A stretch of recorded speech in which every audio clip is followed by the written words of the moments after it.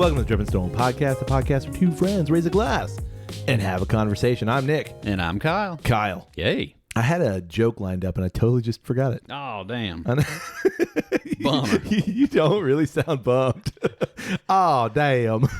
Hey, it's supposed to be cold this weekend. Yeah. We might get a second winter this winter. Indeed. I know. I'm excited. We're stoked. Yeah, we're going to get down to 30s one night. Ooh. For sure. How was your week this week? Amazing. Best week ever. Did you do... Great start to 2023. Good. Yeah, me too. This is the third week? Are we in the third week? Oh, when this comes out? Yeah. Sure. Yeah. But yeah, I don't play that game. No, I know. Well, we do occasionally. Just You're like, I'll play it, but yeah, we do all the time. Yeah, for sure. But yeah, good couple weeks to the start of the year. Yeah, sure. Accomplishing your goals so far? Indeed. Yeah? Yeah. How about yourself? Sort of. Yeah, I set a kind of a personal goal to do some more writing, and I was hot and heavy for like the first. I know. Nice. For like the first about 10 days. Nice. But I did so much in that first 10 days that I've kind of like allowed myself to, get out of practice a little bit. Sure. So I set a pretty small goal. The last couple of days I haven't met that goal, but because like I said, I did so much early on, I'm still in the average. Right. You still gave yourself some leniency. But unfortunately, I can already see it's not a habit, so I'm out. What's that whole take? Like, it takes so long to make a habit? Yeah, I mean, I've heard 30 days to make a habit. I've heard 10,000 hours to become like the expert. Man, I think it depends on the individual. Right, for sure. You know what this individual wants to do? Drink some whiskey. Nice. I know. Makes two of us. Oh, I was going to say, how about you? You beat me to it. What I have here, Kyle. Yeah. We're diverging from what we've done the last couple of weeks. Right. And we are getting into an Irish whiskey. Do you know why? Because it's good. Well, that. And we also said we wanted to add a little bit more Irish whiskey to our repertoire. Good call. And good idea. We're going to do that. This is the West Cork single malt Irish whiskey. This is the small batch 8-year. Cool. Look at that. Look at that label. Is Cork Ireland? Cork is Ireland. Yeah. So is it West Cork? West Cork. Yeah, that's... Oh, I see what you're saying. Like, is it the western part of Cork, the city? Ooh. Or is it like the western coast of Ireland? Yeah, I see what you're saying. And it's a cork because it's whiskey? Interesting. I think it's... I mean, we've got the phones that we could look this... Oh, Yeah, it's got a mine's little over dimple. there. I didn't know it had a little dimple. Nipple? And it's dimple. Dimple. Nipply. Did I say nipple? I'm going to look it up. Do it. I mean, it'll take me 3 seconds. Uno. 1, No. 2, 3. I don't think it's going to be Cork because, it's got Cork, a lot of towns on here, well, unless Cork, it's Cork, right there well, because it's got the West Cork symbol right there. Cork is a county in Ireland. County Cork. Yeah. That Right. absolutely makes sense. So, based on what I can tell, Cork is the county in Ireland, and West Cork is not an actual city, but is a locale, like the western area. Gotcha. That's so what, Cork County's on the western side of Ireland anyway, and this is Western Cork, West Cork. Cork County is on like the almost like southern tip. Yeah, and that's what I'm saying. I'm betting Yeah. that's like maybe that's the location, like bam. Oh, like right there. Pinpoint. Yeah, because they've got that little brand there. Yeah, that's really. I really like that label though, because it's not your standard, just kind of square label. Like yeah, you know what it reminds me of? Jura. Oh yeah, How Jura had the map. Yep. On there, kind of doing a similar kind of a thing. It's on the back. Oh, for sure. No, it was on the it's on the bottle or the box. Oh, on the sleeve. Yeah, Is that where it was? Yeah, and they left out there you go. Isla. Never mind. Then. Well, no, it's still true. Right. Yeah, but I really like the label here because, like I said, it mimics the what'd you call these? Fjords, bays, canals, bays, canals of that southern Cays. Ireland. The coastline. It mimics the coastline of Southern Ireland. There you go. West County Cork, Southern. Anyway, so this is 8-year-old single malt Irish whiskey, patiently matured in first fill bourbon casks for 8 years to deliver a smooth and subtle single malt Irish whiskey. Those ex-bourbon casks. Yeah. Highly sought after. Well, and that's the thing, especially in Scotch and Irish whiskey, is that they're, the barrels are already there. Why not use them? For sure.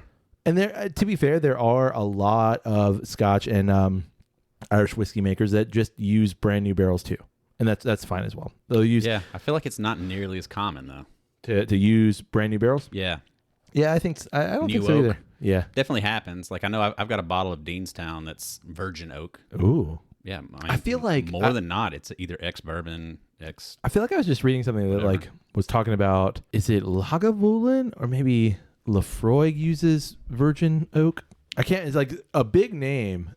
Maybe it was Macallan. I can't remember. It was a really big name. I do remember that. Uses a lot of not first fill, but a lot of brand new barrels. And then I think they actually make their own barrels in that area too. Anyway, Super appreciate that. yeah. On the back, single malt Irish whiskey, patiently. It's the same thing. It's like literally the same thing. That's kind of weird, but whatever. This comes in at 40% ABV. Boom. Yeah. So, which is I find interesting because that 40% ABV is pretty under our wheelhouse, I would say. Yeah, I mean, I was at a liquor store recently that had a pretty nice Irish whiskey collection. Yeah. And honestly, like that's just kind of a common thread. Oh, with yeah. Irish whiskey. I Like, mean, they don't much branch out of that 40. Yeah. I mean, you can definitely get it. I know that our friends WD O'Connell, they do some stuff that's definitely higher proof. And I know like Redbreast does cask strength. Was it Blue Spot is cask strength? So I know like they do it. Yeah. I think it's just not as readily available in the US. Sure. As is, kind of the other way around for our friends in Europe and us in terms of like it's more difficult to find cask strength bourbons in England, Ireland, Scotland than it is to find here. Gotcha. That's what the people tell us. Fair enough.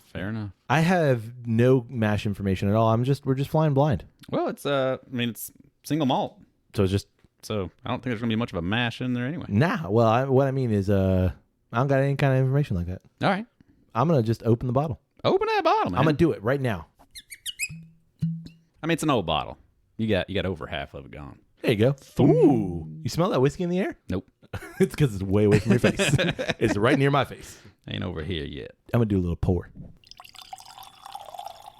Spilled whiskey on my pants, which means it's dripping stone time. Count it.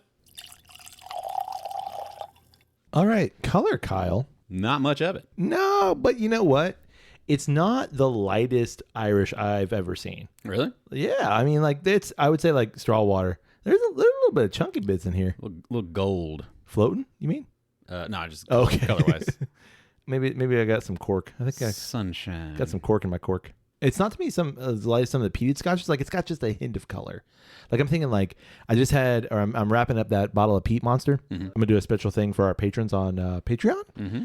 And that Peat Monster, man, that thing is light. Yeah. Like it is just water, Yeah. basically. It is super light. Yeah. So it's got a tiny bit of color on it. Yeah. Shade up. Yeah. 2 shades up. Yeah. I'm gonna do a little roly roll before I smell it. Get that whiskey rolling.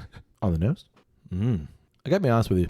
I haven't had a pour of whiskey since the last time we recorded. Wow. Yeah. Not for any particular reason. I haven't. Like it's I've been super busy. Right. Like after you and I recorded last, which was just around New Year's, right? Yeah. I guess it was like pretty much it was the like Tuesday before New Year's. Before. Yeah, a couple days before. I had maybe like one pour and then that's pretty much been it. Wow. Did some stuff for Patreon and yeah. So like to smell a whiskey. Mostly dry January for you. Well, and again, not for any particular reason, just it kind of has been. Right. What I'm getting at is I like that reset. Sure. Like there's a little bit of like yeah. like this is, Reawakening. Exactly. When you kind of put the old sniffer to the test here, you get some new things. Cause like, there is that people who are like professional perfume makers and people who do kind of this kind of thing for certain distilleries. Like it's really easy to get those, the olfactory senses just, you just wear yourself out. Totally. I'm getting a lot of banana, like a lot of banana bread. Yeah. I mean, it's definitively Irish. Yep. You wouldn't confuse it as anything else. But yeah, banana bread, little caramelized banana bread. Yeah, but like when I think of Irish, and I agree with you, like it is distinctly Irish, but I also think of like shortbread cookie. And to me, it leans less shortbread cookie and more banana bread. Like more like banana bread has like a richer depth to the sweetness. Like a shortbread cookie's pretty, just even keel. Yeah. But I feel like there's a little bit more depth on the nose. Yeah. I mean, I still get the shortbreadness of it though. Yeah. I don't feel like I often get that in Scotch. No. So like No. That's what I mean in terms of like, yeah, no, but it's Irish. Oh yeah, for sure. Like I do like that. I do like that bready banana bread note. Yeah. Banana bread. And what I like too is the proof itself it's not, because it's only 80. It's not really pushing anything one way or the other. And I think like that's a good, maybe it's just because like I said, I haven't had a pour in a little while. It's kind of a good place to start because now you have this little bit of like okay, this is a bass. This is your bass line. And it is all about that. No treble? Rarely. Okay. Sometimes. I'm also getting like readjusting. Yeah. Getting more comfortable. You do what you need to do. Yeah, I want you to be as comfortable as you can be. I mean, not that comfortable. Put those back on. Hands off here. Okay. Got it. You comfortable now? Yeah. Okay. Feeling it. I'm also getting like a candy note. Candy? Grandma's purse candy? No. we haven't had that note in a minute. Man, you're influencing my thoughts. Well, If I go candy, I'm starting to smell Smarties. yeah, and that's what I was gonna get, like a pressed Yeah. sugar candy. Yeah, like whatever the pressed powder. Yeah. Like a couple weeks ago, we got banana runt, or like just runt yeah. in general. Yeah. That kind of, it's very similar, but it's not runt as in that like weird off fruity flavor. Smarties works. Do you ever have Necco wafers? You ever had those? I haven't. Okay. Well, I've had to research kinda it what it before smells because like. of a thing, but I've never actually had one. there's also like a really bright, fresh note to it too, and I think that like I get that a lot on Irish whiskey. Yeah, I would almost say that there's like just a touch of like botanical-y something. Yeah, almost an herbal tea. Yeah. And isn't that interesting though? Like when we think of an 8-year bourbon, that's a pretty damn old bourbon. Yeah. I mean, like bourbon's starting to do some really cool things with age, but that's an old bourbon. Yeah. You think about a Scotch, that's a really young Scotch. Right. But like when you got an Irish whiskey, I don't know if that's necessarily old or not. A lot of Irish whiskey tends to be no age statement, but to have an 8-year-old Irish whiskey and it not have a lot of like deep, dark brooding notes, it's just bright. Right. And herbal and fresh. Like that's fun. Yeah. I remember like when I first started nosing it, I was going to throw out lemon, and that was kind of like that freshness, but then it kind of turned into more of this like botanically thing that I can't, It's almost I like don't have the verbiage for it. it's almost like lemongrass, but not in the way that like lemongrass tastes in like a soup or something, but like what you would expect lemon and grass to be. Right. But like when you start talking about like, lavender or the different things that you could pull out there, like all I can say is like, yeah, it smells earthy, but botanically. But again, bright earthy, not like potato earthy. Right. See what I did there? Tastes like dirt. Potato, Smell like wet dirt. Ireland. Oh, gotcha. Thank you. Now that I had to explain it. All right, I'm going in. Okay. Man, I want to say like right off the palate, I thought it was going to be honey sweet. Yep. But like as it develops, it's not honey sweet. It's like sugar sweet, like candy sweet. Candy sweet. It's a little watery, but I think that's a quality of most Irish whiskeys. Not watery and like, wow, that just the flavor dissipates quickly. Watery and like it's not a thick viscous liquid. Right. And maybe that's because I've had a lot of Scotch here lately, and Scotch tends to be more on the thick side. Yeah. Yeah, that washes down. Yep. Real quick. Yeah, you can polish off a bottle real quick. Real quick. There is like a freshness too on the palate. Like palate wise, it's not as I think definably Irish. I agree. Not sure where I was going there. No, I agree. It's not like I'm not getting the banana bread note anymore. I'm not even really getting shortbread cookie because like I think of your quintessential Irish whiskey, you get shortbread cookie all over the place. Right. Shortbread's everywhere. Yeah. Totally. But with this, the note is dissipated in terms of like that banana bread and that shortbread cookie, and it's a pleasant sweetness accented by like kind of this really nice bitter and a hint of proof at the very back end. Yeah. To me, this is nothing that would stand up to being mixed at all. Like because it's so disappear. Yeah, it's so even keel, and I'm gonna say it's muted. Yeah, like unless it was like you wanted to replace your simple syrup with whiskey. Yeah, because it has a bit of that kind of a like that note is it's very sweet, and it is kind of reminiscent of like a simple syrup. It really is, with just a hint of booze on it. And I'm trying to like push it one way or the other of like, is it kind of botanically too on the palate, or is it kind of more? Am I getting more of like the barrel influence popping through it? But it is so hard to like push it and make it pronounce itself. I agree. I am okay. When you said, "Am I getting barrel?" That is the note that I think I'm looking for. It's that really back end, and that bitter is the barrel note. To me, it's less of a flavor and it's more of a feeling. And Sure, it's kind of like what it's doing to your tongue. Yeah, exactly. And it's not like the flavors are like punching you. It's not any flavors sticking out more than anything else. It's just like this is pleasant. Right. This is honestly, it's easy drinking. Yeah. I would give For this sure. to anyone who's like, I don't know about whiskey. Okay, try this. And I think we've said that about Irish in general. Right. Like even people who not really bourbon, we're like, I don't really like whiskey. Okay, well just try an Irish. Right. And try a maybe not big boy name Irish. Right. See how that. Don't go after that Bill Phil. Right. Because it's all mine. That's why I don't want you to go after it. Punch your car. Correct. Maybe it's just because I know it's Irish whiskey, but it makes me want to put on like a knitted sweater and like just go stand in the rain. Maybe smoke a pipe or something. Sure. No? Mm. No, I don't get that. Okay. I can't remember the last time I put on a knitted sweater anyway. Man, I was just wearing one a couple weeks ago. It's been a minute. I love a knitted sweater. I haven't had the occasion this year. Well, guess what? This weekend's supposed to be a little chilly. Put one on. Okay. I mean, like you're saying, like it's super friendly. Like, and it would be like, I would totally put that in that conversation of like, what's the best introductory to whiskey? Yeah. Like that would be right there. Yeah. This enters that conversation very easily. I mean, it's not at all offensive or complex or anything like that. It is very much just like, if you can begin to appreciate this, there's a world waiting for you. Well, and I think too, for whiskey professionals such as ourselves, when you have so many things that are just like flavors upon flavors upon flavors upon flavors, and you have something like this, you go one way or the other. In terms of like, you're like, man, it's just, there's nothing there. Right. Or you go, there are things there, everything's muted, and I appreciate it because of that. It's almost like the version of like, go from a double IPA to a straight Kolsch or a straight Pilsner. Like, sure.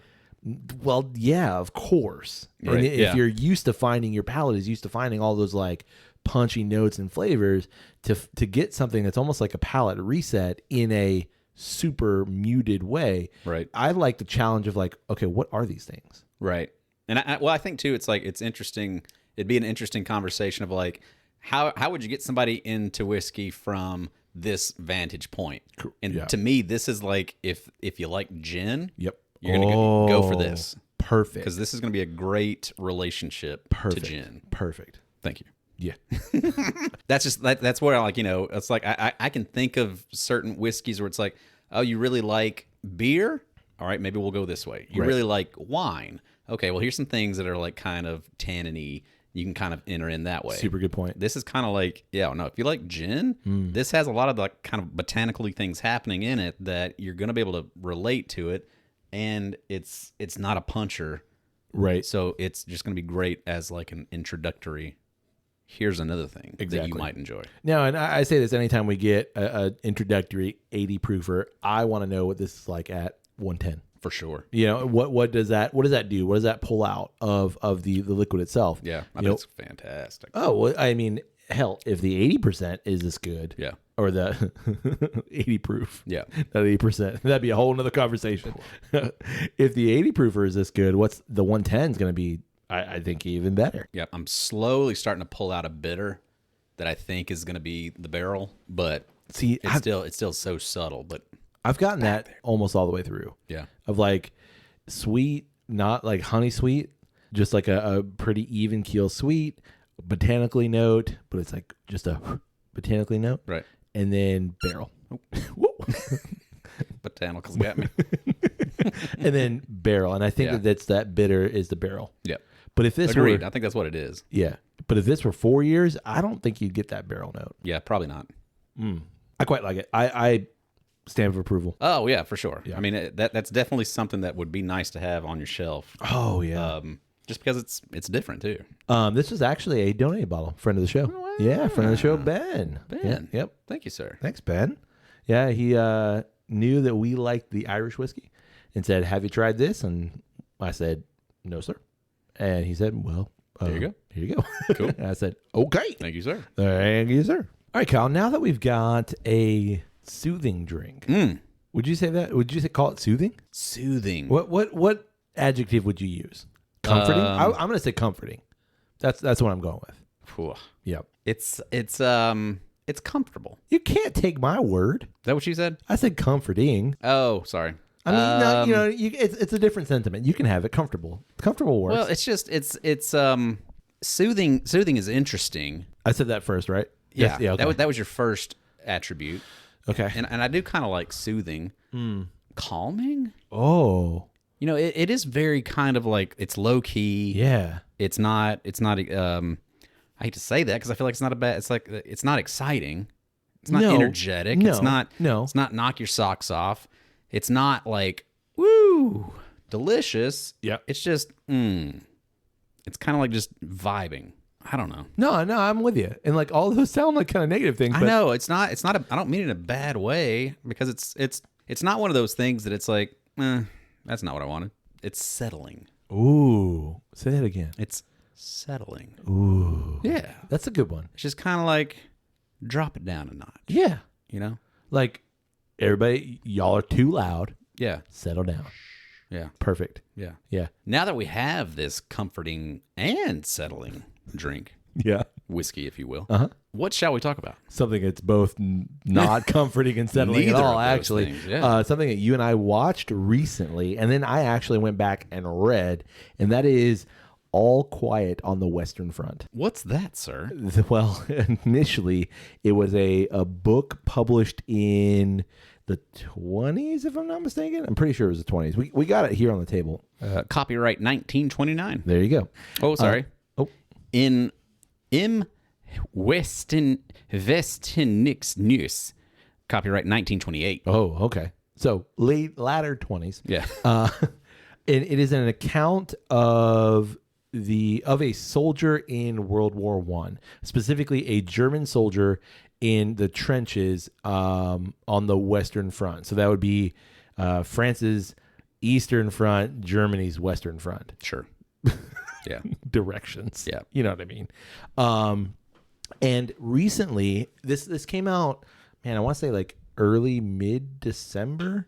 Something Yeah. around there. Maybe like right around Thanksgiving, maybe like latter bits of Thanksgiving. Right. I don't know. The film came out and On Netflix. Yeah, the Netflix version. Yeah, which I know released in a couple different places too. Like they always do that. They release in small theaters.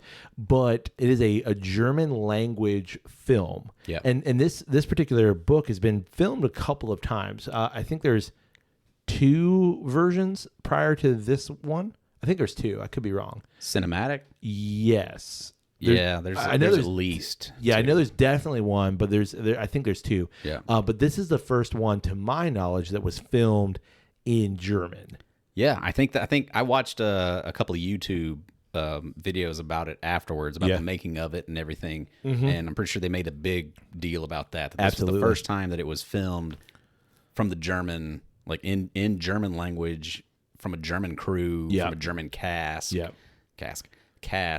I know what you meant. It was all German. Yeah. Yeah. And I think like it was actually filmed in the Czech Republic, probably just tax reasons. Like everything's filmed in Georgia. I think that, and too, like there was a lot of settings that they could easily adapt. Gotcha. More so than they could find. In German. I think we probably watched the same thing. There was like a Netflix official thing with it too, and like they found this like bombed out village already from like the early 90s. It was like almost like untouched. Yeah, just like shells of buildings kind of things. Right. And I think if I remember right, like they were like perfect. Yeah. And then like they built like this huge ass field into trenches. Yeah. And it is terrifying when you just see like, wow, you guys made trenches 100 years after. Well, and it's crazy to think that like when you're watching them build it, because they're using cranes and like obviously like this modern like equipment and things, to think that they did that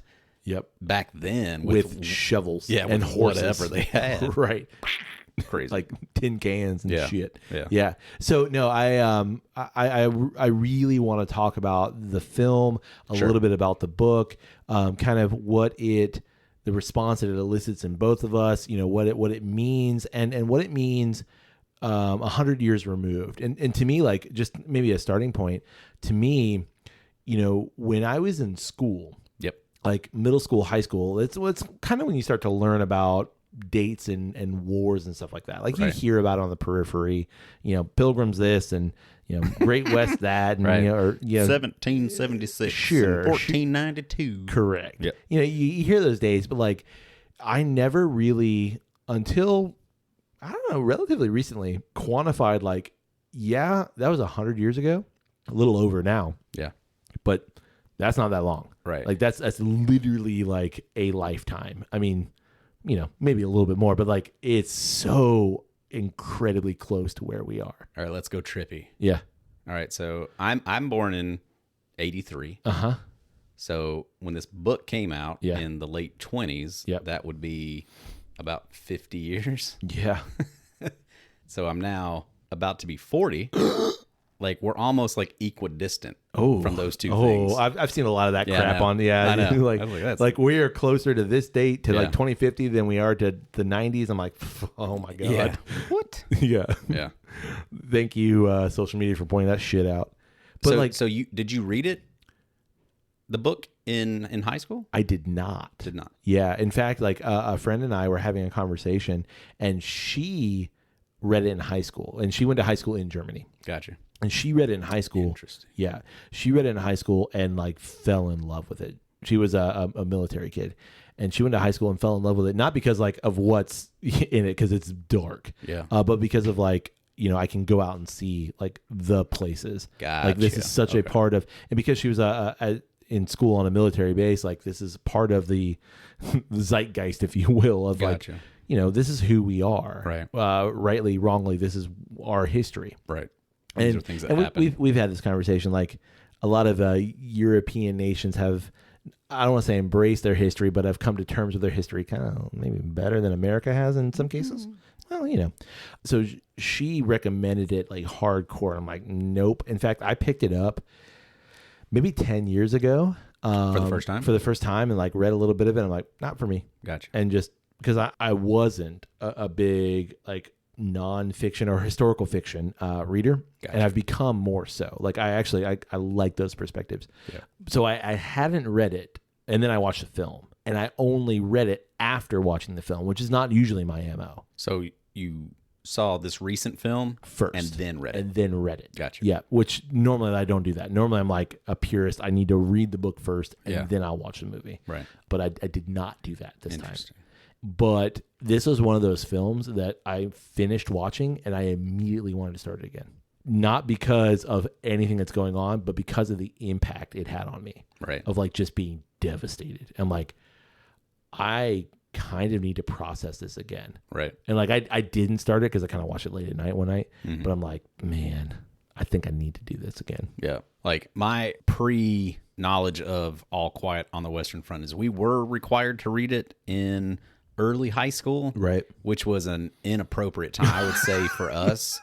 Because it wasn't impactful at all. Nope. And I'm just thinking of like the time period of like the late 90s, to a 40, 50-year-old high school history teacher, I could see absolutely how that would be like a thing these kids need to understand and learn. Yeah. But like, it just, whoosh, like just right over our heads. For sure. And I will say, like, reading it recently, I absolutely get that. Yeah. And as someone who has interactions with that age group, yeah, I absolutely get Yeah. that. Like, it was not anything that we necessarily had any kind of understanding of. Right. So I remember like reading it ish, but I also, I probably more so remember the clips that we were shown of whatever, Like footage. well, just whatever version cinematically that they showed us. Yeah. I remember those, like, kind of sitting in a dark, high school classroom, watching that stuff, being kind of more like, ugh, gross. More so than I really do the book at the time, but just because, like, it's not anything that you're even thinking about. So it had no impact at the time for me personally. So to watch this version of it after I had heard so many good things about it, and then you strongly recommended, like, we need to talk about this. Yes. I was like, okay, I will make that a point to watch that. And, like, Woof. Yeah. Like, yeah, that's a tough thing. So my experience with the new version of the film, and by the way, if you have not seen it yet, like, we are going to spoil it just because, that's what's going to happen. Right. But it is 100% worth a watch. Like, it is difficult, but it is worth the time to watch it. Yeah. Okay, so my experience was, like, Carol and I we were looking for a movie, and I was like, I really want to watch this, and she's like, watch whatever you want. And I was like, do you not want to watch this? Do you not care? And she's like, nope, I don't care. I was like, okay, cool. There's gonna be a lot of gunfire. Are you sure? Right. And she's like, I don't care. I go, okay. So I started watching it initially, and I don't know if it's like my default Netflix settings or whatever, but initially it gives me the dubbed version. So I'm like watching it. I'm like, okay, so maybe that's a Netflix thing. I don't know. Probably. But I'm watching. I'm like, nah, these dudes are not speaking English, because like you can tell. Oh, like, yeah, for sure. It's not bad. It's not like 70s kung fu movies bad, but like, no, you're not speaking. So then I'm like, okay, wait. I heard a little bit about it before. I'm like, I'm pretty sure this was like in German. Right. And I changed it into German and then started watching it. Carol's like, I'm out. Like, hard pass, which I get. So you did it right away? I did it right away. Like, within the first. I messed up and didn't switch it until like halfway through. Really? But it was so fantastic when I did. Oh, yeah. Because I was enjoying it anyways. But then when I switched it over, I was like, yep, this is how it's meant to be watched. And to be fair, like, I would say like maybe the first 10 or so minutes, you're just kind of like, initially you're thrown into a war scene, like, right away. Yeah. Which is jarring as all hell. And it's supposed to be that. Right. You don't really know, because it's a war scene, you don't really know, like, people are yelling, there's things going on. But like, when you get that first scene of like someone looking at the camera or talking to someone, that's when I was like, Right. And changing it into German was my exact same experience. Was like, that's how it's supposed to be. Right. And I have no aversions to subtitles at all. Like, I don't mind reading subtitles at all. Well, and what was so amazing to me, having watched like half of it, was how different the inflections and the characters' tones were. I was really surprised by that. Like, in the dubbed version, the main character, Paul, was much more like high pitched and kind of mousy. Yeah. When I switched over into German, it was he was more authoritative and kind of more like, oh, yeah, interesting. Early on, you could tell, like, nope, you need to watch this in German. This is what was intended. This is how it's supposed to be. And I mean, come on, it's a war movie. It's not like you need, complex thought and they're the subtitles are scrolling a mile a minute. Like, you know what to expect. Right. But to hear everything in German from, and to be fair, like, I don't know if we've said this yet, but this is All Quiet on the Western Front is absolutely from the German perspective. Yeah. And to hear everything from the German perspective in German and see just brutal, horrific nature of what's going on, like, that in and of itself, compiled with, all of the scenes that you get, like that, like, I was in tears in some parts, like multiple times in the movie. Right. That doesn't happen super often for me, but like this one, like, I was just wrecked in like oh my God, like, this is brutal. Yeah. And like, that doesn't even cover it. Like, that word does not describe the situation these men were in. Yeah. Yeah. I think right away, it's such a, and I would imagine, because like I said, I don't really remember reading the book, but I would imagine it's probably set up very similarly. It happens so quickly. Like, they take Paul, you're introduced to him at what is kind of like a recruitment kind of thing where he's hearing a speech. Yeah, it's actually made. I think like in the book it's a little watery too, but I think it's at a school because he's right. Yeah, it definitely looks like it's at an all boys school. Yeah, he's pretty young. He's like, I think you have to be 17 or 18 to be in the German army. Right. And he's like a year younger, if I'm not mistaken. Right. So he's not quite of age, and a lot of boys were not quite of age. Right. But yeah, I think it's in a school, and he, like, you're right, he goes to like see, in the book, it's a teacher who's like an older kind of authoritative figure. Right. In the film, it's a little bit amorphous. Yeah, it makes it kind of make it more look like he's at least a politician, if Yeah. not somebody involved in the military. I think you said like a recruiter. Yeah, that works. But he's getting these boys hyped up Yep. and jacked about going to war. Yeah. And like you're representing Germany Yeah. and the motherland, and we've got to go do our thing. Yeah, I think it's like, if I remember it, like a line that individual says something like, for God, for something, and for the fatherland. Right. And it's like, yeah, like, oh my God. Yeah. And I mean, which at the same time, like it's like you can kind of get it. Oh, yeah, like, for sure. totally. Like, yeah, no, Yep. you're jacked. Let's go. Yeah. But like from that moment, there's a brief little kind of like montage of him getting his uniform and understanding that it's actually a uniform from a dude that's already died fighting. And he's like, I think this is somebody else's. They're like, oh, no, that can't be the case. It probably just didn't fit him. Yep. Right. Right. But how quickly they are boots on the ground. Yep. And like, what is this? Yeah. What have we signed up for? Can we pause for a second? Because I actually want to talk about that for a minute. And I want to ultimately kind of talk a little bit about how, like, this is a war film that I don't think actually glorifies war. Oh, no, it definitely doesn't. To an extent. What you just mentioned, that like Paul, the character, goes into this uniform collection thing after he's clearly like he's stripped down to nothing but tidy whities or white boxers or whatever. Whiteys. Yeah, loosey whities. The initial scene that the whole film opens with, Paul gets that guy's uniform. Yeah, right. And we as the viewer have gone on the journey of like what happened to that uniform. Right. There's holes through it. There's a bullet hole like through the chest or something. And Paul gets it and he says, like you just mentioned, there's somebody else's name on it. And the guy looks at him, and I love the way he looks at him, because it's like, I know. Yeah. And I'm going to tell you how it was a mistake. And that's what he says. And yet it's not a mistake. It was somebody else's uniform.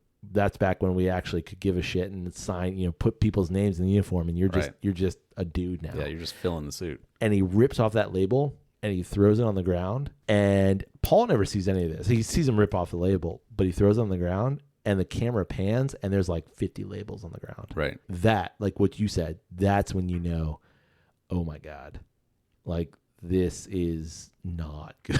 This is not a good situation, and I am in for a hell of a ride. It shows you the propaganda, but also just like the twisted story that they're providing. Oh yeah, these poor kids of, again, just getting them so amped up to go do the thing, because they know that if it's like, I don't know, if we really tell you, you're probably not going to be involved. Well, but like we've got to trick you almost into being ready to go do the thing. And the dramatic irony is that we as a viewer, unless you lived under the rock for the last 100 years, like we know how this ultimately pans out for Germany. And the dramatic irony is like because of the camera, we get to see those 50 tags. Right. Paul never sees that. Right. So like, you're right. Like we're aware of how naive he is. Exactly. And like, they're super happy. Him and his like group of, homies. Right. Are like super happy, like, oh, look at our cool uniforms. One guy, I think, like, is putting on his trousers or something, and like the bullet hole wasn't sewn up right, or something like that. And he's like, I'm not got a hole in mine. They're like, don't worry about it. Right. It's like, no. You should worry about that. Yeah. 3 weeks ago, that was on some dude who is now no more. Right. Well, I don't know. From there, you're just treated to the next 2 hours of absolute war brutality. Yeah. Like horrific. Yeah. I don't know if this was your experience, but like I'm watching it going like, wow, like this is violent as hell. But this isn't even half as violent as they would actually experience. Yeah. I mean, certainly seeing it in the real would be completely horrific on a level you can't really put into terms. But at the same time, like I remember having the thought watching it of like, how does anybody watch something like this and look at any kind of violent interaction worth going through? Yeah, absolutely. And that to me is like the purpose. That is the purpose of the novel, and that's the purpose of the film. Right. And this is what this film in particular did. Maybe, I don't know, maybe it's my time, my point in my life, or like my perspective just in general. but most war films tend to glorify war. Sure. There's like a really famous quote from Truffaut where he basically says like there is no such thing as an anti-war film because it all just basically ends up glorifying war. Right. And it's like that honor and like duty and stuff like that. You have like films that have tried, like Apocalypse Now, which is one of my favorite movies in general, like it's not a film that glorifies war. Like that was the purpose. They tried not to do that. But after the film came out, there was a huge uptick in enlistment. Right. After Jarhead came out, huge uptick in enlistment. Right. After Platoon and Band of Brothers, and like you have all of this, and these people going Top like, Gun. yeah, absolutely, and like, Which that very much is like glorifying. oh yeah, for sure. Yeah. And I'm not like, you know, I'm not demeaning any of that or like the wanting to do that and to do that for a country, but like this is one of the first war films I've seen that like the naivete of the character and the dramatic, ironic perspective of us as viewer, there's very little glorification. Like maybe you could say like glorification on the French side of like these, you know, they end up winning, but like the whole point of this is that these young men, these 18-year-old boys are dead before they ever get to the front lines. Well, you know, and in that aspect of glorification of it. Yeah. Yeah. No, I don't think you could say that any aspect of this glorifies war. Right. There is certainly, though, an aspect of like personal, because Paul is our protagonist, Sure. if you will, throughout the story. You do obviously like create some sort of a connection to him. Oh yeah. You don't want to see him come to his demise necessarily. Right. Even though, by all means, you should be able to kind of predict this isn't going to end well for you. But at the same time, like every time he loses one of his friends, Oh yeah. there is certainly like a bit of like, oh man. So that when he gets back into it, you're kind of like, he's doing it because of what he's lost personally. Right. All the way up to the end. Like when he gets into that trench for the last time, there is kind of an element there up until he's defeated. Yep. That he's kind of reached this like heroic moment where he's going through the trench and doing the thing and trying more or less to what kind of felt like he's protecting that new guy that's just been thrown into it. Right. For no other reason than just patriotism. You're the new guy. Yeah. Patriotism. That there is even in that, there's just like this subtle like element of like, was it justified? What was him being there to be able to save that dude's life? Yeah. Make it worth it. So kind of a thing. I absolutely see that, but I've read enough, and I read, this isn't in the book, but I read enough, like kind of surrounding the book on the periphery of like, there is this idea of young men going to war. Like I'm going to war and my training is going to save me. Right. And my duty and my want and desire and my honor and all these things, they're going to protect me. Right. But then this really stark realization on the behalf of the soldier, and neither one of us are. So like, you know, we're kind of speaking in not having lived that situation, but of very, very quickly realizing there is no rhyme or reason to any of this. You know, you could have spent 100 hours in a marksman course and died, and yet the dude who literally just got off of a truck from his hometown lives through the entire thing. There is no like your rhyme or reason. So like when I look at it that perspective, and yeah, I think there's, especially in the last 10 minutes before Paul is stabbed, and you know, we already said we're going to spoil it, before he's like bayoneted through the heart basically. Yeah, which is fucking, Bummer. God, it's brutal. That was another like, oh, tear. Dang it. Yeah. Like, oh, you survived till literally the 11th hour. And like to the 10th hour and 59th minute. Yeah, like, oh man. Because obviously armistice, you know, 11th hour, 11th month, 11th day.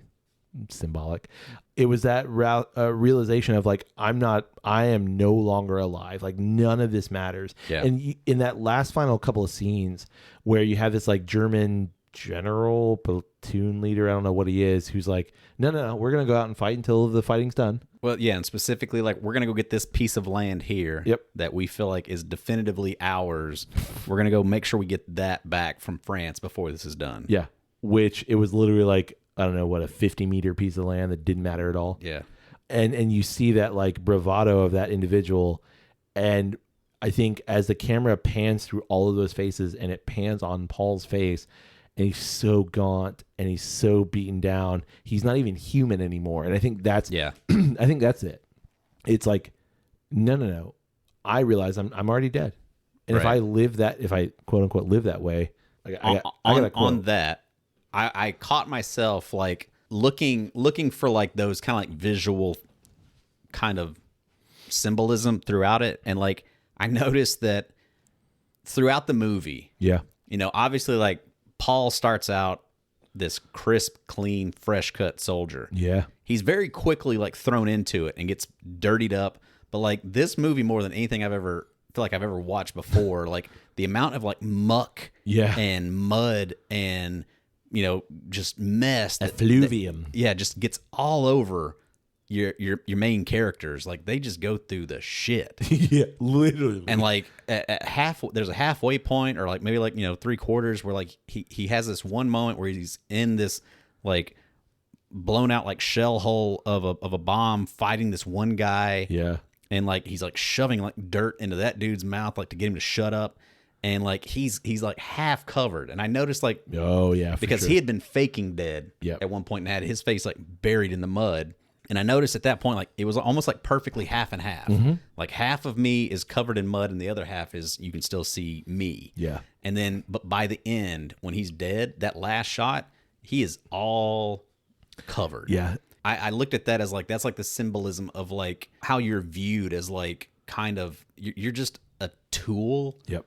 And you're just part of the landscape. Oh my God. You're not really looked at as a human being anymore. Yeah. We never looked at you that way. You were just a soldier that we could go throw out and be this tool for us. I have a quick quote for you. Quote it up. This is actually about, this is from Band of Brothers, so it's obviously about World War II, but the sentiment is the same. Stephen Ambrose, in his book Band of Brothers, one of the characters says, "The only hope you have is to accept the fact that you're already dead. The sooner you accept that, the sooner you'll be able to function as a soldier is supposed to function, without mercy, without compassion, without remorse. All war depends upon it." And you see that in this movie. Sure. You see the life drain from Paul. Yeah. You see the life both physically and metaphorically and mentally drain from these young men. Yeah. And it's tough. Yeah. Yeah. No, it is absolutely devastating to watch it happen. They do such a good job of it. They really do. It's so visceral. It truly, truly is. Can I read you a little bit of what I've kind of highlighted in the actual text? You know it. Okay. The book, honestly, I recommend it very highly. Even after seeing the movie, it really reiterates a lot of what the film's trying to accomplish. Right. So in a part I don't know if it's Remarque or Remarque. I don't know. Heinrich Maria Remarque. I think it's Remarque. Sure. Krop, which is one of Paul's buddies, platoon mates. Yep. It says, "Krop supports me." They're having a conversation about like what it means to be a soldier. Mm-hmm. And Krop says, "How can a man take all that stuff seriously when he's once been but here?" And they're talking about being on the front lines and fighting. Right. "How will we ever get used to one after this here?" He makes a gesture toward the front. He's saying like, how will we get used to anything? How will we do anything? How will we get used to jobs? How will we get used to life? How will we get used to anything once we've been here? He says earlier, "We remember mighty little of all that rubbish, all that school learning, because all that matters right now is pull this trigger, advance, fight." And he's talking about like all of the things that they're encountering, and that none of it matters. None of those, all the learning, all of the humanity that we've experienced, all of the, being human, none of it matters. Right. And how can we ever go back to being normal? Yeah. And something that the film doesn't deal with, that the book does, is like Paul actually returns home for a time and basically is just like, I don't know what to do. Right. I'm just sitting here like smoking, doing nothing. Right. Because I've seen it. I've seen the brutality of man and why. Yeah. And to me, like the saddest part of like now looking back on this and watching the film and like knowing all the history is that in 20 years it will fucking happen again. Yeah. And then in 20 more years, it will happen again. And then in 20 more years, it'll happen again. And like going back to what we said initially, I don't know how you watch a movie like this and go like, yeah, war's cool. Yeah. Or, makes any kind of sense. Yeah. Like in that quote, what you're talking about, that reminds me a lot of The Sniper. Oh, yeah. American Sniper. Like, yeah. Yeah. When he goes home and just like can't do it. Can't do it. So he goes back. Yeah. So to wrap this all up, I think you're left with a sense after you watch the film and the closing, like the credits start, of like realizing that Western line, trench warfare. Yeah. And again, if you haven't seen it, go watch it. Right. But that Western line moved like what? 50 yards. 50 yards, 100 yards, like something like that. Something like or maybe like 50 miles. It was such a minuscule amount. It was basically like from beginning to end. Yeah, and years of fighting. Yeah. Yeah. And how many boys lost their lives on that field, on those fields, in those mud it gives you like a bunch of numbers like that at the end of it. And I want to say it was like 6 million. It's an insane amount. Yeah. And you guys lost your lives for half a football field? Yeah. Whoa. And like that like whoa is very like, there's so much within that I can't like really put to words, but like, God. Yeah. Well, on that downer, you got anything else? It is kind of like another one of those things of, it relates back to like Grave of the Fireflies. Of like just like a devastating watch of things, but definitely like, it opens your eyes to like, things that hopefully you'll never have to deal with. I think it's good for you. I really do. Yeah. Like it's good for the human experience. Yeah. Like I don't, if you're down, that's not a fun movie to watch. Yeah. Like, that's not uplifting. Yeah. But like, I think it's good for us to experience those things. That'd be like a good thing. Like, when do you watch this? Christmas morning? On your birthday? Probably not. Well, there's no recommendation. Yeah, it's just tuck in. Get yourself a drink. Yeah. And make sure you're okay with blood. You're going to see some gory shit. Yeah. Make sure you got the English subtitles and the German. What was the worst? What was the worst thing? What's the thing that sticks out in your head? Oh man, there's so many. Towards the end, when the tanks come and they run over that dude. Holy crap. That one shot. Oh that my dude God. reaching up. Yeah. And he's like reaching Squish. outside of the tank tracks and just gets mowed down. Ooh. Or like the people burning alive is pretty rough too. That's like sort of a fear of mine of like, wow. Dude, that they find their buddy and they bring him some soup. Oh my God. That's pretty rough. Yeah. And they're like in the book it's very similar. Like they're talking to a guy and they're like, man, this guy's dead. And they're talking to him and they're like, well, yeah, we know this guy's dead. And it's the same situation in the film. They're giving him soup and like, give me that fork. Gosh. Crazy. Yeah. It's a lot. Well, we want to know what you think about West Cork single malt Irish whiskey, small batch, 8-year. What do you think about it? Yeah, and what do you think about Irish whiskey in general? Oh, like, yeah. Have you had anything that's like off the, the Jameson beaten path, like that's interesting that you think we should try? Because, maybe that's like a bit of a focus for us this year. Yeah, let us know. Yeah. If you're willing to buy us a bottle and maybe we can review it on the podcast for you. Get in touch with us. We can do that real quick. Yeah, absolutely. We also want to know, what do you think about, I think like in general, war movies. What is your take on war films? And more specifically, obviously, if you've seen All Quiet on the Western Front, what do you think about that? Yeah. Give us a hot take on that, because, man. There's a lot brutal. to unpack. Like, Absolutely I know that, this episode, generally, our episodes run about 45, 50 minutes. You and I could like talk for hours on all the nuances here. Yeah. I mean, we didn't even talk about like the farm scenes. Oh, man. Of like, man, that was so devastating. So many things. Like that actually was like a really interesting point of like just the like how they get stuff. Yeah. Like how they get food. And Running. We're gonna go to this farm. We're gonna steal just some steal shit. a goose. Yeah. Yeah. So let us know what we didn't cover. Let us know what were your can I say favorite parts? Nah, that's probably not right. Nah. What were your big takeaways? Yeah. What stuck out to you? Yeah. Well, you can get in touch with us through email at drippingstone@gmail.com. You can also get in touch with us through social media. It's always one word: Dreppenstone, DREP, and Stone. Find us on Instagram, on Twitter, on TikTok, on Facebook, on Plenty other of Fish, stuff. Christian Mingle, Farmers Only. Yeah, Yeah, come find us. Like a thing, share a thing, comment on a thing. We'll get right back to your things. Yeah. Gotcha. If you want to support the podcast, you can do so through our Patreon page. It's patreon.com/DreppingStone. A lot of awesome stuff going on there. A lot of cool pours, a lot of behind the scenes, little tidbits. Yeah, we're making that better, that community better for everybody. Yeah, building it right on up. For sure. You can also support the podcast by rating Drepping Stone wherever it is you find great podcasts like this one. And finally, you can simply just tell someone about Drepping Stone. Tell someone? Yeah. You're working out of the gym between reps. Nice. Yeah.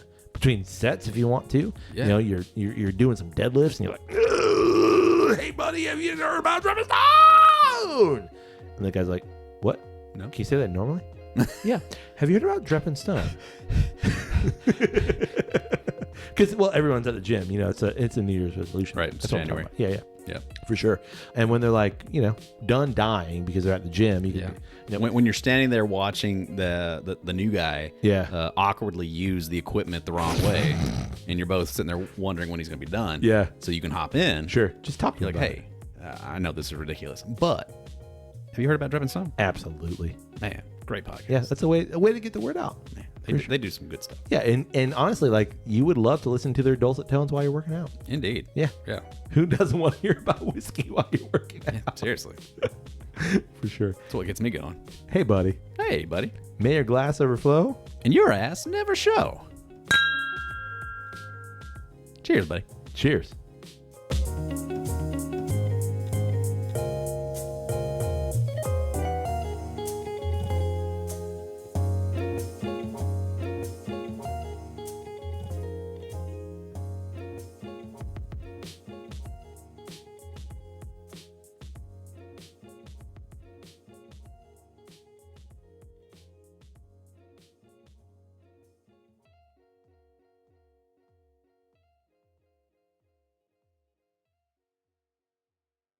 Blinky light there. Blinky lights there. Sure.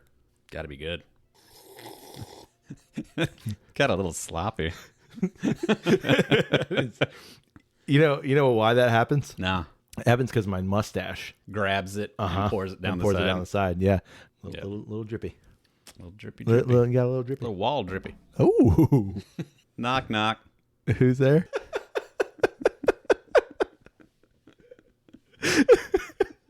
It's pretty good. It's pretty good. That was a really good joke, but it was edited out. Right. No one will hear it but us. I lie. It's pretty good. It was really good. That's pretty good. Where'd you get that? TikTok. Oh, okay. Speaking of getting down in the 30s. Get down. There we go. Comfy cozy. Comfy cozy.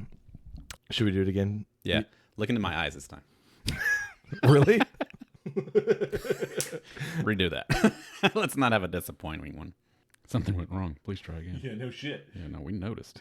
Whoa. Man. Yeah, it's fucking terrible. I mean, it is, but it's at the same time, it's awful.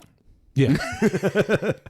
I know in my heart they changed something. And whatever they change is different. Right. In the worst way. Different. Yeah. And I don't know if you've seen Apocalypse Now. Mm-mm. Okay. Put that on your list. Everybody listening, put that on your list because it's incredible. Wow, that took a long time.